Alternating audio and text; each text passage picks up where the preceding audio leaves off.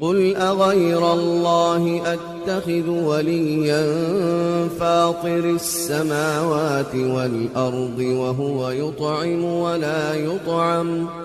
قُلْ إِنِّي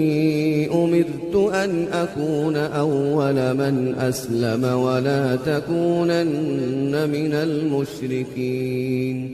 قُلْ إِنِّي أَخَافُ إِنْ عَصَيْتُ رَبِّي عَذَابَ يَوْمٍ عَظِيمٍ مَنْ يُصْرَفْ عَنْهُ يَوْمَئِذٍ فَقَدْ رَحِمَهُ ۚ وَذَلِكَ الْفَوْزُ الْمُبِينُ